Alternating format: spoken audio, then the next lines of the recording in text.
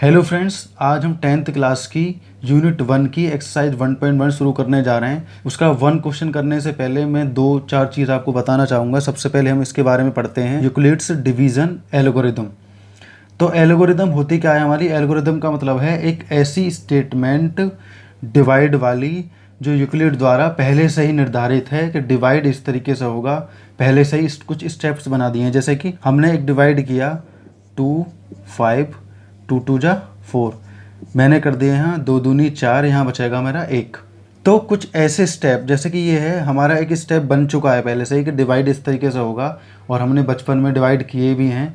तो ये एक ऐसा स्टेप्स है, ये ऐसी एल्गोरिदम है जो यूक्लिड के द्वारा बनाई गई है कि ये इस तरीके से डिवाइड होगा। अब ये होता है हमारा भाजक, जिसे हम बोलते हैं डिवीज़र, और ये जो अंदर है ये होता है हमारा डिवाइडेंड, जिसे हम हिंदी में बोलते हैं भाज्य, और ये होता है हमारा रिमाइंडर, जिसे हम हिंदी में बोलते हैं शेषफल।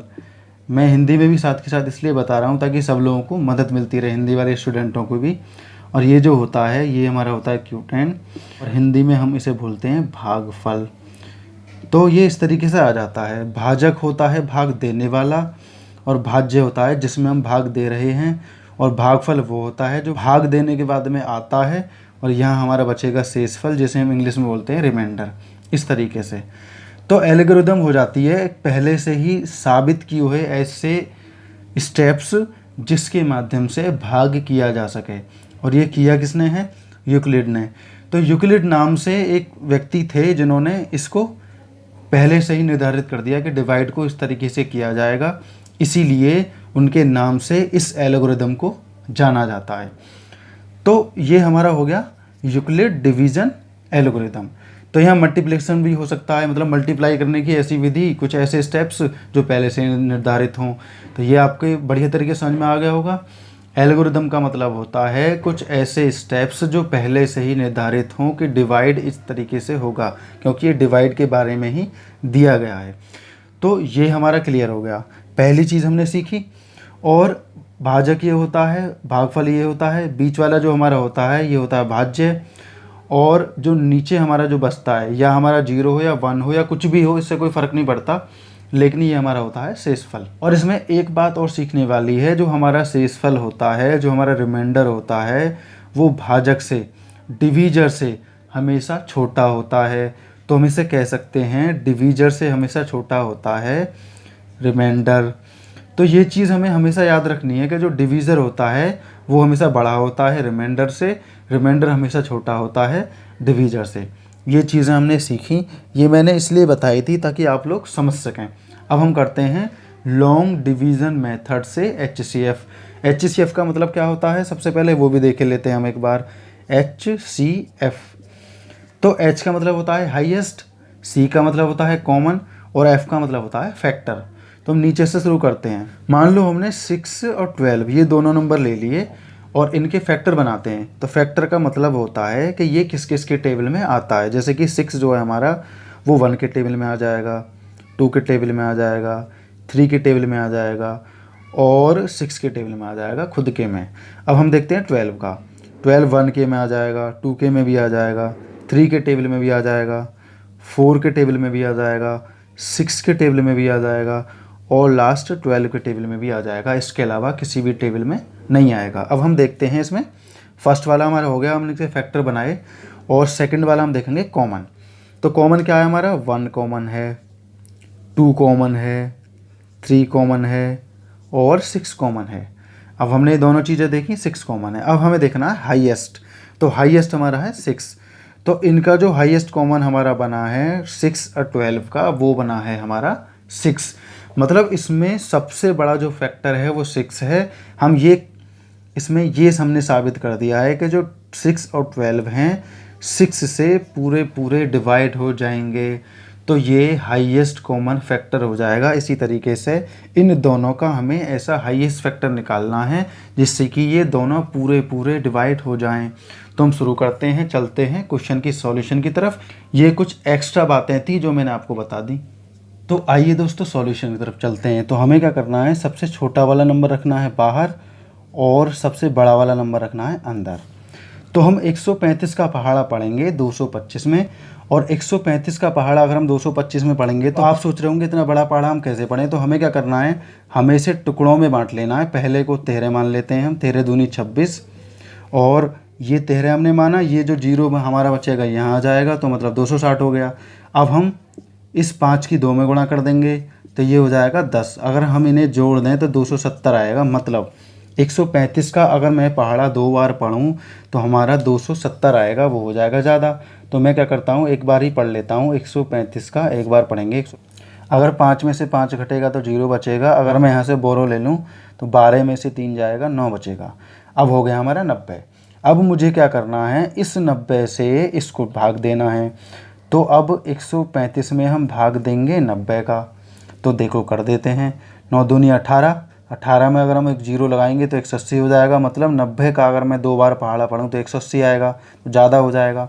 तो 90 एकम 90 में कर देता हूँ, तो यहाँ आएगा हमारा 5, और यहाँ 13 में से 9 जाएगा तो यहाँ बचेगा 4। अब क्या करना है, अब इसमें 45 का पहाड़ा पढ़ना है। तो अगर 45 का पहाड़ा हम पढ़ें तो 45 दूनी हो जाता है 90। ये हमारा पूरा पूरा कट जाएगा, यहाँ हमारा 0 बचेगा। इसका मतलब क्या है, जहाँ भी हमारा 0 आएगा उससे पहले वाला जो डिवीज़र होगा, जो भाजक होगा, इससे सबसे पहले हमने जो भाग दिया है 0 के नज़दीक हमने दिया 45 का, तो इसका मतलब जो हमारा HCF होगा इसका, वो होगा 45। ये इसका आंसर है जिसे हम HCF बोलेंगे, यही इसमें पूछा है। तो 45 एक ऐसा नंबर है जिससे कि 135 और 225 पूरा पूरा कट जाएगा, पूरा पूरा डिवाइड हो जाएगा। ये इसका HCF निकल चुका है। मैं एक और पार्ट आपको करके दिखाता हूँ, ये थोड़ा लंबा सा है, इसे हम कर लेते हैं। बाकी एक और पार्ट बचेगा, वो आपको खुद करना है। तो दोस्तों सेकंड पार्ट भी कर लेते हैं। मैंने पहले ही आपको बताया था, सबसे छोटा वाला बाहर आता है, सबसे बड़ा वाला अंदर आता है। वो डिवाइड करना शुरू कर देते हैं। यहाँ हम एक फैक्टर बना लेते हैं। दोस्तों 196 का पहाड़ा मुझे पढ़ना है 382 में। तो अगर मैं 196 का पहाड़ा पढ़ूँ तो मैं पहले को 19 मान लेता हूँ। 19 दूनी 38 हो जाएगा, और 38 में एक और 0 लगा दो, मतलब ये 380 हो गया, क्योंकि ये 100 वाली जगह पर है। अब 6 दूनी 12 में करूँ तो ये हो जाएगा हमारा 2, 9, 392 हो जाएगा। तो बहुत ज़्यादा हो गया। तो अब मुझे क्या करना है, सिर्फ एक बार पहाड़ा पढ़ना है। तो मैं पढ़ देता हूँ, यहाँ 196 एक बार आ जाता है। अब यहाँ से बोरो लेंगे, 12 में से 6 गया, 6 आ जाएगा, यहाँ बचेगा 7, यहाँ से यहाँ लेते हैं। 17 में से अगर हमारा जाएगा 9 तो हमारा बचेगा यहाँ 8, तो 12 में से 6 जाएगा तो हमारा 6 बचेगा, हमारा यहाँ बचा 7। अब यहाँ से यहाँ ले लेते हैं बोरो, 17 में से 9 जाएगा, हमारा 8 बचेगा, हमारा बचेगा यहाँ 2, 2 में से 1 गया तो 1 बचा, 186।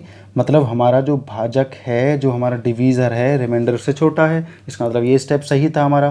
तो हम यहाँ 2 और उतार लेते हैं ऊपर से। तो अब हम यहाँ शुरू करते हैं इसे सॉल्व करना। तो अब हम क्या करेंगे, हम इसे इसी तरीके से कर लेते हैं। पहले को मैंने 19 माना, या हम ऐसा करते हैं कि 196 का अगर मैं 10 बार करूँ, 196 की अगर मैं 10 बार करूँ तो मतलब 196 इस तरीके से आ जाएगा 1960, तो वो ज़्यादा हो जाएगा। तो हम 9 से पहाड़ा पढ़ते हैं। 9 छिक्का 54, हासिल 5 रहेगा, 9 ने 81, और 81 और 5 कितना हो जाएगा, 86 का 6 हमारा आ जाएगा, और हमारा बचेगा 8 हासिल का। 9 एकम 9, 9 एकम 9 जब आएगा हमारा पूरा बैठेगा 17, तो हम यहाँ लिख देते हैं 17 हो गया हमारा।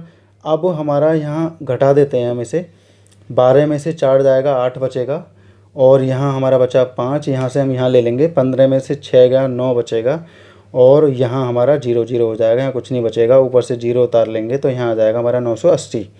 अब 196 का मैं कितने में पढ़ूँ कि 980 आ जाए, तो हम देखते हैं लास्ट में 0 कौन से टेबल में पढ़ के आएगा। तो 6 पंजे 30, तो हम देखते हैं 5 बार पढ़ने के बाद में क्या होता है।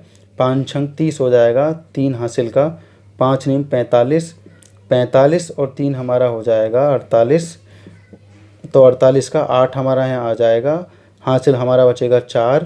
तो अब हम करते हैं 5 एकम 5 और 4 9, तो ये हमारा पूरा पूरा कट जाएगा। तो इससे क्या साबित होता है कि इससे जो पहले हमारा आएगा वो आएगा 196। 196 ऐसा नंबर होगा जिससे कि ये दोनों पूरे पूरे हमारे डिवाइड हो जाएंगे। तो यहाँ हमारा आएगा HCF जो होगा हमारा 196 होगा। 196 हमारा हाईएस्ट कॉमन फैक्टर होगा, जो मैं पहले बता चुका हूँ, जो हमने इस तरीके से बताए थे, हाईएस्ट कॉमन फैक्टर। तो जो हमारा फैक्टर है इन दोनों का वो 196 है। और सबसे बड़ा है। 196 ही ऐसा नंबर है जो इन्हें पूरा पूरा 1 टाइम में काट सकता है। तो ये क्वेश्चन यहीं पे कंप्लीट हो जाएगा।